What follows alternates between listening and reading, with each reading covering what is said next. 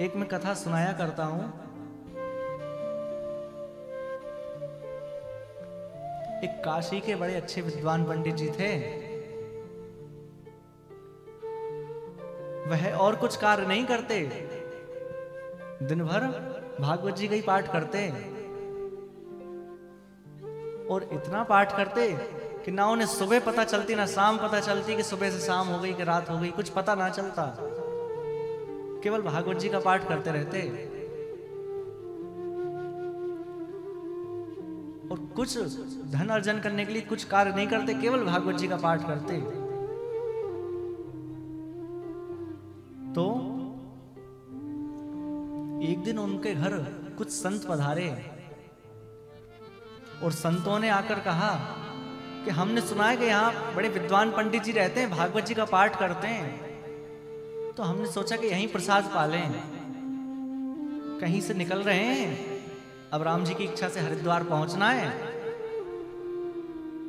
तो किसी ने बताया कि यहाँ बड़े विद्वान पंडित जी रहते हैं, आप यहीं प्रसाद पा लीजिए, हम कहीं का खाते नहीं है। अब वो ब्राह्मणी और वह पंडित जी थोड़ी देर पहले ही भोजन कर कर मुक्त हुए, भोजन किया था उन्होंने। अब घर में कुछ था नहीं खिलाने के लिए, तो उन ब्राह्मणी को, उनकी पत्नी को हाथ जोड़ना पड़ा कि भगवान मैं आपको खिला तो देती, परंतु अभी कुछ समय पूर्व ही हमने भोजन किया है और अब कुछ नहीं है घर में। संतों ने कहा चलो कोई बात नहीं, हम आगे देख लेंगे, आप परेशान मत होइए। संत वहां से चले गए, परंतु उन ब्राह्मणी को इतना बुरा लगा, इतना बुरा लगा, अंदर कमरे में पहुंच गई और कमरे में जाकर पंडित जी पाठ कर रहे हैं, उनकी पोथी उठा ली, पोथी उठाकर कहने लगी क्या दिया इस भागवत ने हमको, दिन रात आप इसका पाठ करते रहते हैं, इस भागवत ने क्या दिया है। अरे आज हमारे घर से संतों को भूखा जाना पड़ा। और भागवत जी उठाई और भागवत जी के पन्ने उन्होंने फाड़ दिए। अब पन्नों को बीनते हुए वह पंडित जी सब पन्नों को बीन लिया, उठाकर अपने हृदय से लगा लिए और पहुंच गए गंगा जी के तट पर।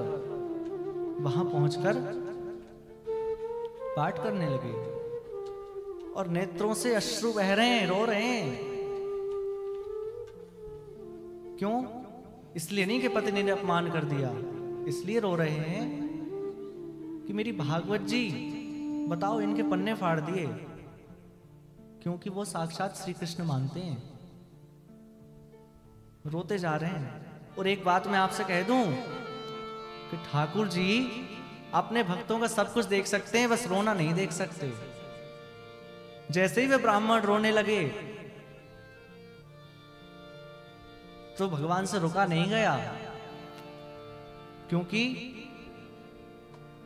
ठाकुर जी जो है ना, वह किसी के प्रेम में आकर, किसी के प्रेम के बंधन में आकर अपने आप को पूरा लुटाने के लिए भी तैयार रहते हैं, पूरा लुटा देते हैं। तो जैसे ही वह रोने लगे तो ठाकुर जी से रहा नहीं गया और ठाकुर जी एक छोटे से बालक का रूप बना लिए और सर पर टोकरी रख ली, उसमें खूब सारा धन, खूब सारी स्वर्ण मुद्राएं,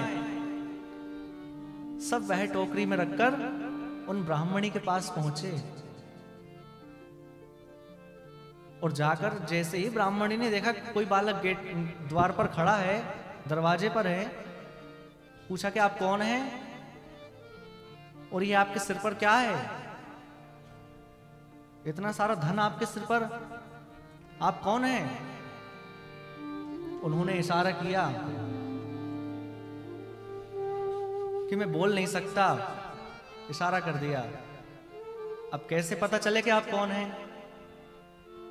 तो उन्होंने इशारा किया, कुछ लिखने के लिए लाओ मैं बताता हूं। जैसे ही वो कागज और कलम लेकर आए तो उन्होंने उस पर लिखा, आपके पतिदेव मेरे पिताजी के यहाँ कई वर्षों से मजदूरी कर रहे हैं और आज तक कभी धन नहीं लिया। आज मुझे कहीं से पता चला कि उनको धन की अति आवश्यकता है। तो पिताजी ने मुझे तुरंत भेज दिया कि जाओ और जाकर देकर आओ। ये सब उस कागज में लिख दिया और वह टोकरी उनको देकर चले गए। अब तो महाराज ब्राह्मणी के पास जैसे ही खूब सारा धन आया, खूब सारी स्वर्ण मुद्राएं आई, ब्राह्मणी एकदम प्रसन्न।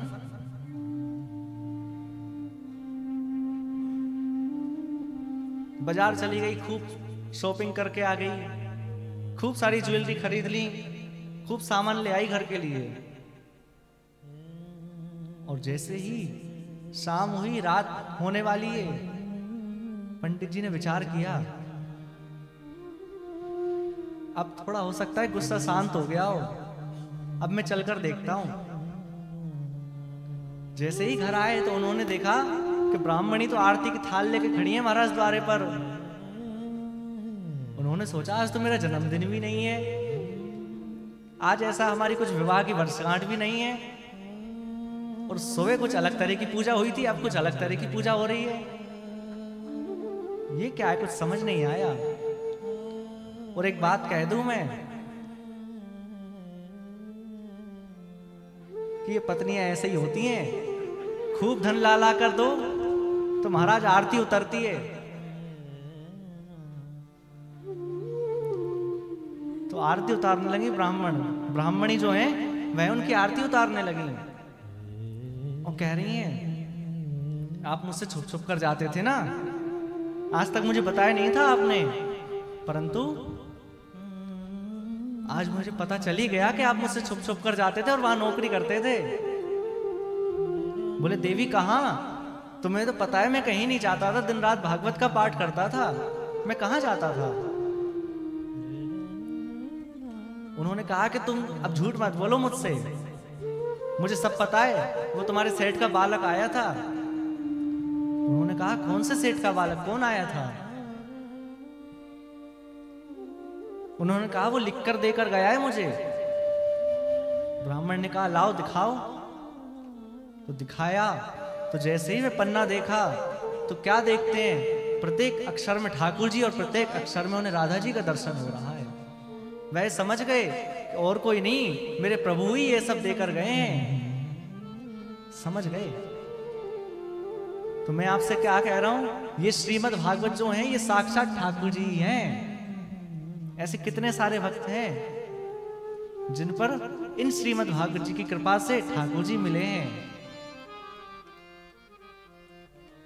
ऐसी श्रीमद् भागवत की शरण में हम आप सब लोग यहाँ बैठे हैं।